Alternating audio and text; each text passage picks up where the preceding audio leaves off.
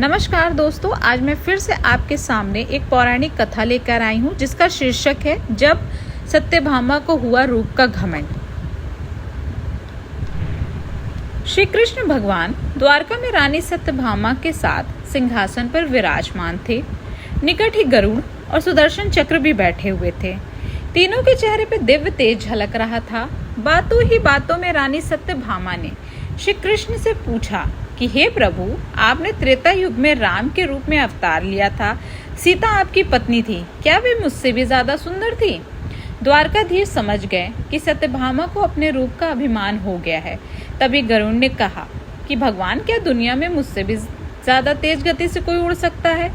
इधर सुदर्शन चक्र से भी रह नहीं गया और वे भी कह उठे कि भगवान, मैंने बड़े बड़े युद्धों में आपको विजय श्री दिलवाई है, क्या संसार में मुझसे भी शक्तिशाली कोई है?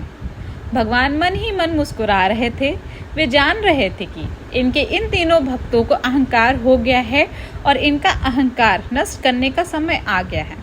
ऐसा सोचकर उन्होंने गरुड़ से कहा कि हे गरुड़, तुम हनुमान के पास जाओ और कहना कि भगवान राम माता सीता के साथ उनकी प्रतीक्षा कर रहे हैं। गरुड़ भगवान की आज्ञा लेकर हनुमान को लाने चले गए।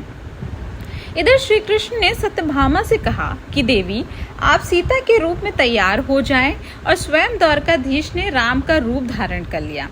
मधुसूदन ने सुदर्शन चक्र को आज्ञा देते हुए कहा कि तुम महल के प्रवेश द्वार पर पहरा दो और ध्यान रहे कि मेरी आज्ञा के बिना महल में कोई प्रवेश न करे। भगवान की आज्ञा पाकर चक्र महल के प्रवेश द्वार पर तैनात हो गया। गरुड़ ने हनुमान के पास पहुंचकर कहा कि हे वानर श्रेष्ठ, भगवान राम माता सीता के साथ द्वारका में आपसे मिलने के लिए प्रतीक्षा कर रहे हैं। आप मेरे साथ चले, मैं आपको अपनी पीठ पर बैठाकर शीघ्र ही वहां ले जाऊंगा। हनुमान ने विनय पूर्वक गरुड़ से कहा, आप चलिए, मैं आता हूँ। गरुड़ ने सोचा, पता नहीं ये बूढ़ा वानर कब पहुंचेगा। खैर, मैं भगवान के पास चलता हूँ। यह सोचकर गरुड़ शीघ्रता से द्वारका की ओर उड़े।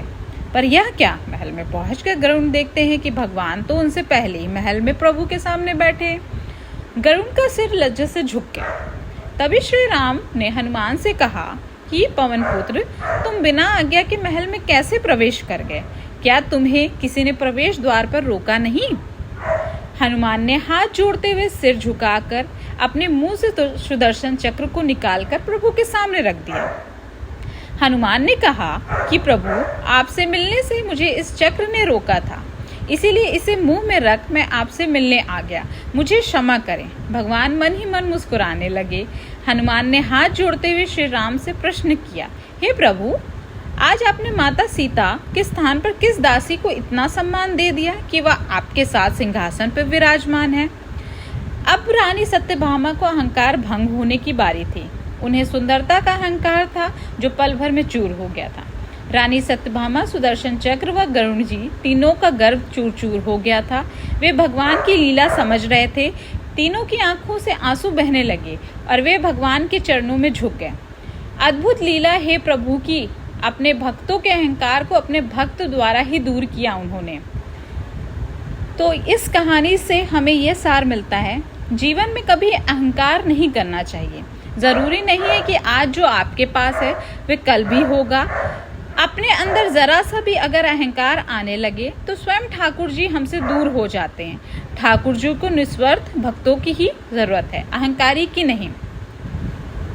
धन्यवाद दोस्तों, आप सबने ये कहानी सुनी और आगे भी धन्यवाद करते हैं कि आपने हमारे चैनल को लाइक किया, सब्सक्राइब किया, शेयर भी किया है। और आगे आप सभी से विनती है कि अगर आप पहली बार हमारे चैनल पे आते हैं तो उसे लाइक करें, सब्सक्राइब करें।